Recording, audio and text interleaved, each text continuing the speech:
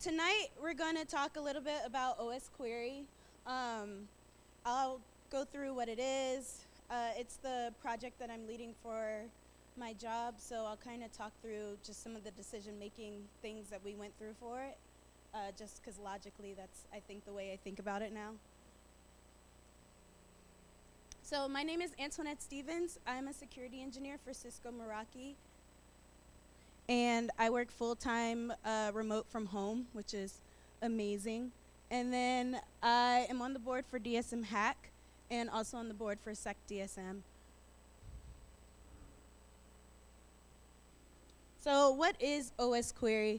Before I kind of get into technically what it is, I just want to say it was built by Facebook in 2014 and maintained by them up until 2019. And then in late 2019, they gave it to the Linux Foundation to continue to maintain, and they released their first major version a little later last year. So fully open source, fully now maintained by Linux Foundation. OSQuery, according to their documentation, they are an operating system instrumentation framework. So not an EDR tool per se, but I think it can be used for anything where you're trying to pull process information or operating system information. So whatever you want to call it, it's fine. I don't think anyone cares that much. It uses SQL statements to query for system information. We'll kind of get into that because the way they do it, I think, is pretty cool. And then there's support for Windows, OS X, Linux, and FreeBSD. For my job, I mainly focus on our Linux machines, so I do not know much about how it works for Windows or how it works for Mac OS. A couple of the configuration stuff is kind of different, and a couple of the features are different across different operating systems. So most of my talk will mainly be about things you can do with Linux machines. So these are kind of the questions that we had when we started this project, and I'm just going to kind of answer them throughout this presentation, especially for people who might want to look at OSQuery as a solution. I think this will probably be the easiest way to present that information. So the first one is, how does it work? We'll look at the infrastructure, or like the internals of OSQuery and how it's working on the inside. It can be a little complex at first, so we'll kind of break it down piece by piece and take a look from there. How are we going to manage it? Centrally managed, distributed, things like that. We kind of need to figure that out. How are we going to deploy it, get it pushed out to all our machines? Performance on the host is the big one. That is what our site reliability engineers were most concerned about. So we'll kind of talk about performance of OSQuery and how you can monitor for that. And then how are we going to get the logs? This one's less about OSQuery, I think, and more just about how it can get logs off of a system. So this right here is a really great graphic that I found on a blog post called like OSQuery Under the Hood. That was written by Zach Wasserman, who works at Collide and also is a developer for OSQuery. So, you know, he would know how it works. But don't worry about trying to understand all of this right now, just because we're going to break it down and go through it piece by piece. But I think this is a really great representation of what exactly OSQuery is doing. So the first thing is the SQLite engine, and this is really kind of the meat and potatoes of OSQuery. When you write a query for it, it goes through the SQLite engine and basically builds virtual tables that populate with information returned from like system calls. So all of this is created on the fly. The SQLite engine isn't actually saving any information on disk. So this isn't technically a database. It's just using that as an interface to represent data. So this is kind of what it looks like when you run a query. It's, like I said, basically SQL, and it does the system calls necessary to get the data that you need and represents it as a table. And this is all done in real time. So scheduled queries are basically what they sound like. You scheduled a query. But the interesting thing about the scheduled queries is that there are two ways to do it. There are snapshots, and then there are differential queries, which Snapshots are you want the full query results each time you run the query. Differential queries means you want to run a query and then the next time it runs, compare it to the last results and then tell me what was added or removed, what rows. And for this, it uses the RocksDB, which is an embedded database that is built into the OSQuery binary. So RocksDB is also an open source database project that was written by Facebook. And this is the database that actually writes things to disk. It has a database file on the host and all of that stuff. So everything that needs to be persisted is stored in the RocksDB. This is just kind of what it looks like when you schedule a query. It has like a JSON file. That's the configuration file for OSQuery. All of their config files are JSON based. Super easy to parse. And then so you have a query field, the interval it needs to run at represented in seconds. Removed equals false means you don't want to know when something was removed, just when it was added.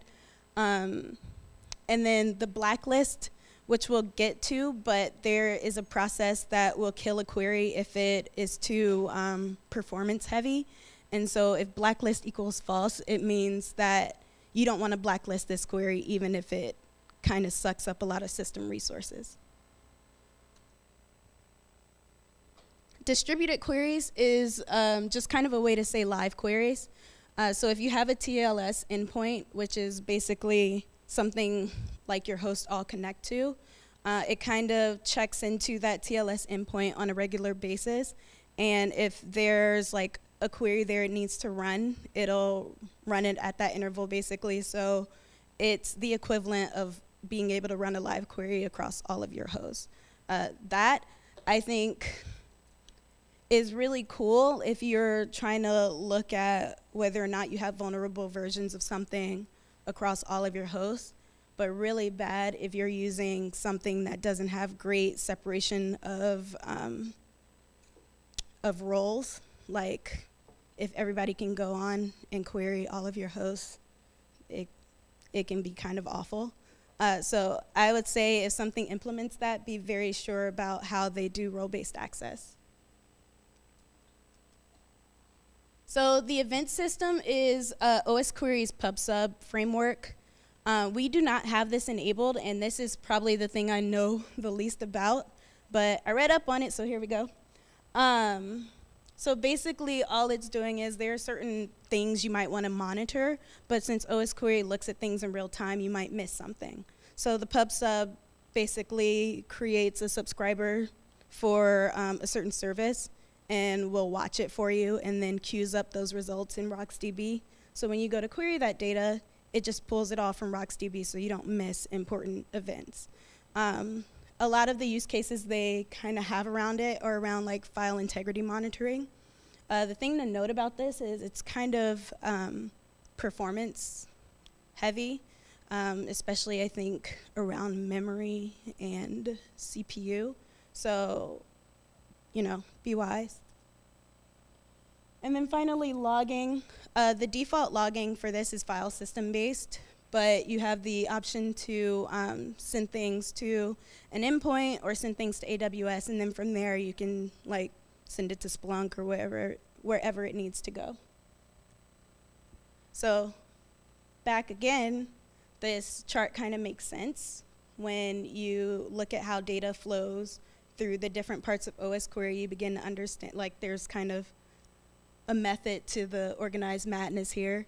For the most part, I think the most important thing to understand is how the SQLite engine works and how the scheduled query engine works specifically. So, awesome. So what ends up on the host after you install OSQuery?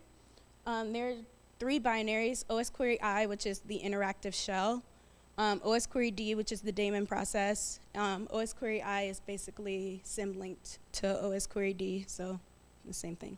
And then OSQuery control, which is a binary they built for people to be able to check like their config files. The thing I want to note about OSQuery I and OSQuery D, especially because I wish I'd known this earlier in our process, they don't talk to each other. They're not aware of one another. They use completely different database files, so they don't share a database. You can point OSQuery I at the same database OSQuery D uses, but OSQuery D can't be running at that time. Only one process can connect to the RocksDB database at a time. You get all the example query packs that you'll find in OSQuery's GitHub, and then also August lenses. So OSQuery uses a program called August, which basically is a really fancy way to do like sed and awk on a configuration file. But the lens of it is basically saying this is what's in this file and this is how it's built. So August will take that lens and be able to rebuild a configuration file based on that. So if you go in and you want to change a config, August, based on the lens, can add that config, that change in the right place in the configuration file and basically rebuild it. OSQuery does not do all of that. It basically takes the August lens and reads the file because August represents your configuration file is kind of like a tree.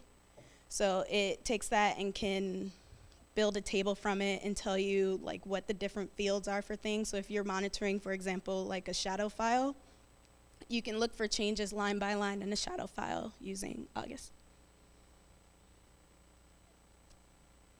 You get the OSQuery database files, and then the log files, which has log rotation on it by default. So you don't just have logs sitting in one file that's getting huge. All right, so managing and deploying. For me, there are kind of two ways to do this. Deploy it by configuration management tool and then managed by a third-party TLS server. So you deploy it with like Puppet or Chef or Ansible, and then use something like a Collide Fleet or some other server to manage the whole thing. So the good thing about things like Fleet is that you kind of get all of your hosts in one place. They're organized, you can see them. They have features there that are specifically for managing them. But you also lose some of the control that way. So we ran into an issue with Fleet where we weren't able to logically separate our hosts in the same way that they're separated by our configuration management tool. So if we wanted to push things to all Jenkins hosts, we couldn't do that through Fleet. And so that was something we cared about.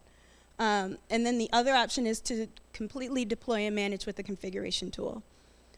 So I kind of broke it down based on features that mattered and then compared them. So query deployment, queries are all pushed to the host by the TLS server versus they follow the deployment pipeline already in use. Both are fine. I think it actually depends on your organization. So for us, we care about our site reliability engineers being able to see what we're pushing, just because queries are kind of the thing that makes or break a system. If you have a really poorly written query, it could be very performance heavy and end up killing a box, especially one that's already kind of pushing load. So we want to make sure that they see that they know what's going out, and that we're that they know we're following proper CI/CD pipeline protocols. Infrastructure requirements. If you're managing with a third-party TLS server, we started that way and built like a whole AWS environment around it with like EC2 instances and network load balancers and application load balancers, so it kind of requires more resources. If you're just doing it through your configuration management tool, it's already there. You don't have to worry about it. Live query capabilities, it's easy. Most TLS servers allow it. It doesn't make sense if you're deploying through a configuration management tool. There's nothing to push those queries from. And then host status checking, which has been the pain in my ass this week. Yes, most TLS servers will do it just because it can easily tell if a host is connected to it or not. You don't get that same kind of functionality if you're deploying through a configuration management tool.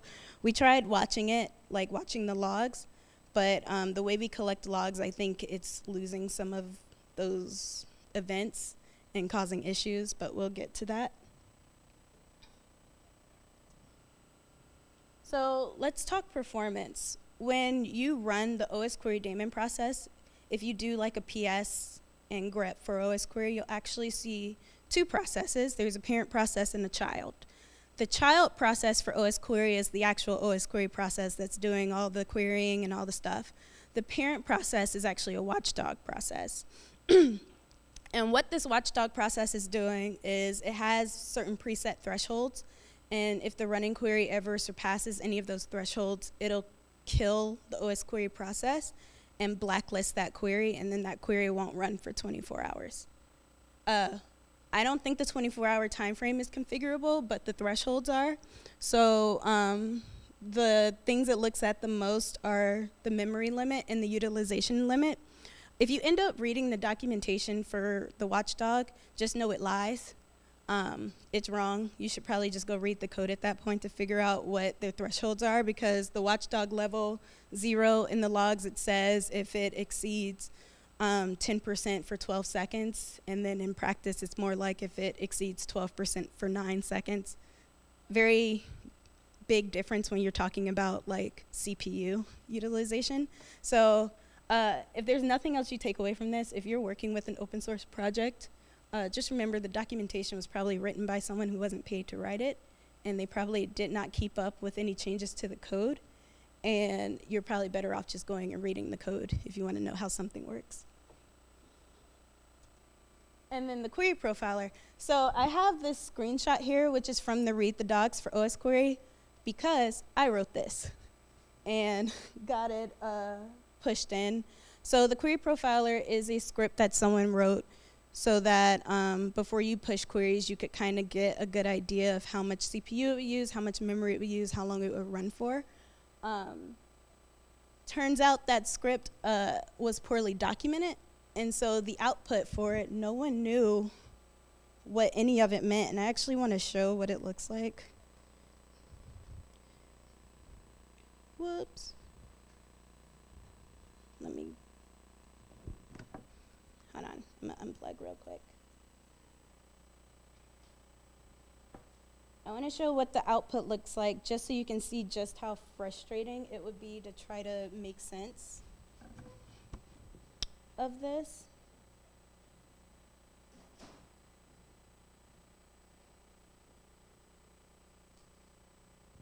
There it goes. Oh, right, because it's in another window. Okay. There we go.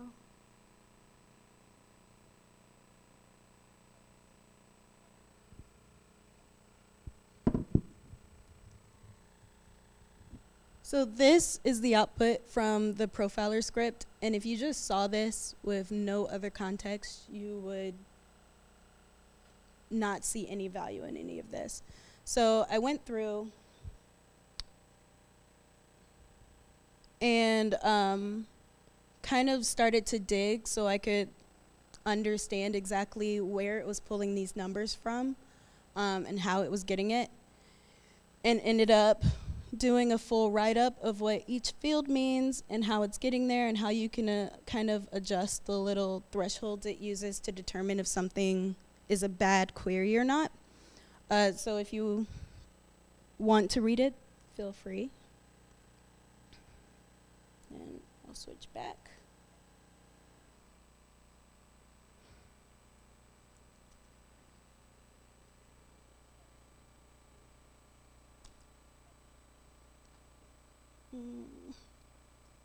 There we go.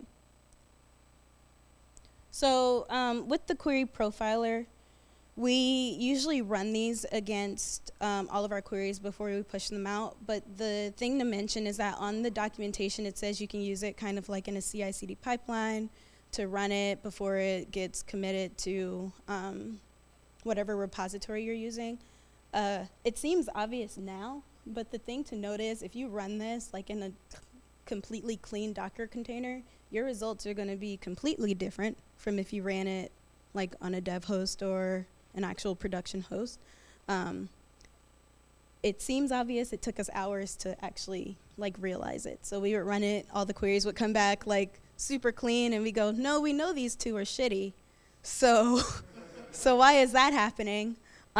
It's that. So we're coming up with a way to force it to kind of force developers to run the profiler on their host before they push up, and then we'll kind of look at the results from there and make decisions. So the last thing I want to talk about is getting logs, and then I'll show you OSQuery on the host. I'm going to show you from my Mac. Again, I don't know much about OSQuery on the Mac, so if it's something complicated, it won't go well, but I can at least show you like the interactive shell and how to look at different information there. For the logs, we went with the file system logging and used FileBeat to pull the logs off the system and get them to Elasticsearch. I'm pretty sure FileBeat is losing some of our records though, so that's going to be something that we talk about. But it works fine, and then you can use like Elasticsearch watchers to set up alerts for things you care about.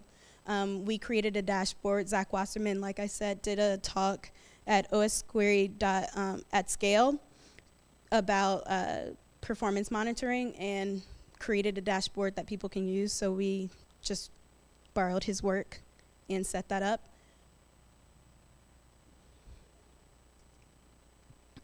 So quick resources, osquery.io is the homepage for OSQuery, where you get downloads, you can get to the docs, you can see all the schemas for all the tables there. Their GitHub, also very nice. And then Collide, which is a company that creates Fleet and their tools like for managing OSQuery, has a really great blog and really great resources to kind of get started. And then for the community, OSQuery has a Slack channel. A lot of people ask questions in there. You can see upcoming changes to the tool, see when they're pushing out new releases, things like that. QueryCon is another conference specifically for OSQuery. I'll be sharing links to all of this in our Slack channel, by the way, after this. And then OSQuery at Scale, both conferences have like all their talks on YouTube in a playlist, so I can share those out. And then OSQuery on Twitter, I don't think they tweet much, but if you care, you can follow them there. So let's take a look really quick.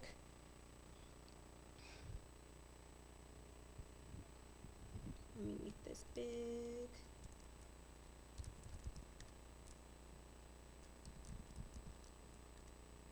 All right. Definitely bigger. Okay.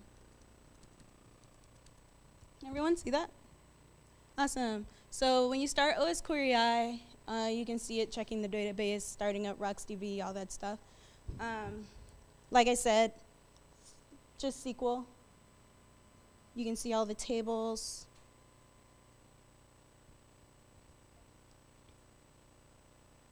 Here, let me move this up a little bit.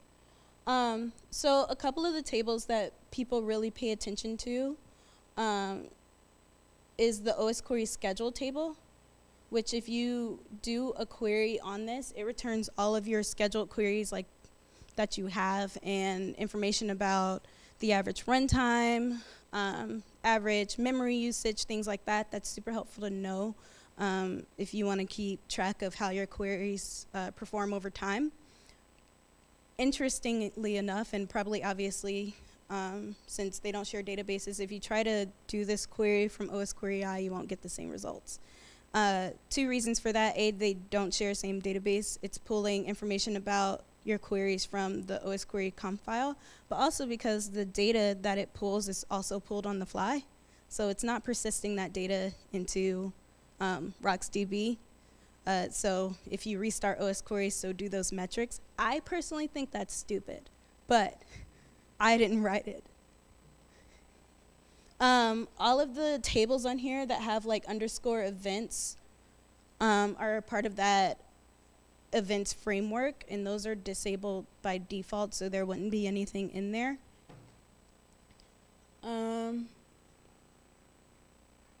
There are things in here to monitor Docker containers. We haven't quite figured out if you have to be running OSQuery in the container or if it works when it's outside of it. When we try it, I'll let you know. You can look at things like the cron, there goes the August table. So there's a lot of really cool stuff in here. And then it also has capabilities around Yara and being able to do Yara eventing, which I'm assuming, I have not looked at it, but because I know what Yara is, I'm assuming it's to look for malware on the system based on IOCs that you know about. So let's kind of just run a simple query. Actually, this is smarter than setting that down.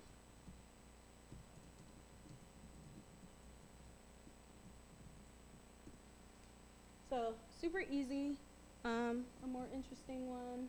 This is basically SQL. I won't spend much time on this unless, I mean, you're really interested in SQL.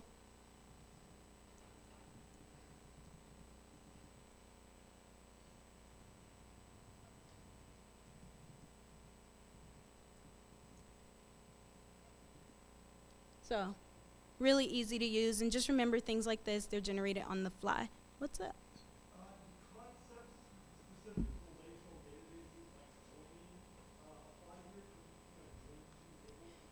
Yep, you can. Just remember, process intensive.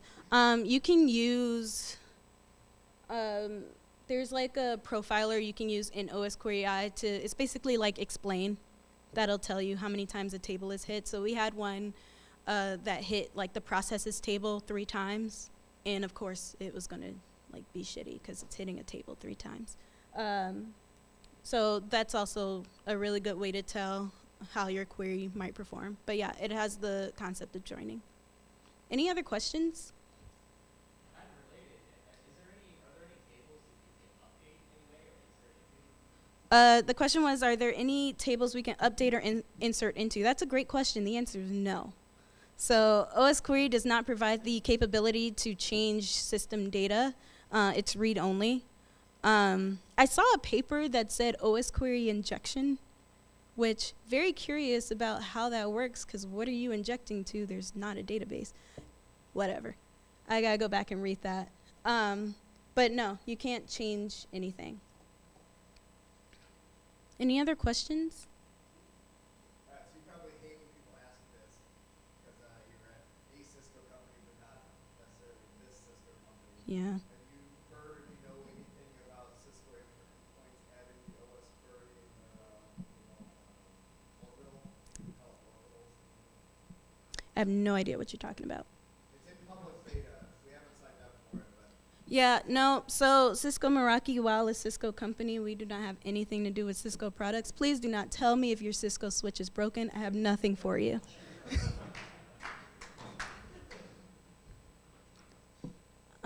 Any other questions?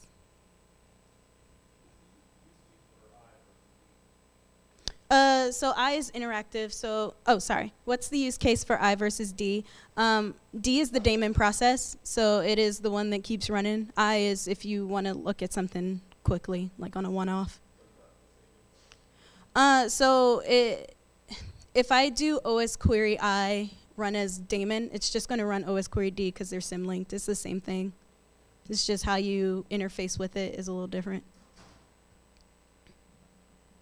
Plus, they use different databases, that too. Any other questions? Awesome. Well, if you have any OSQuery related questions, I mean, I guess you could ask me. We can figure it out together. But thank you so much for listening to my talk.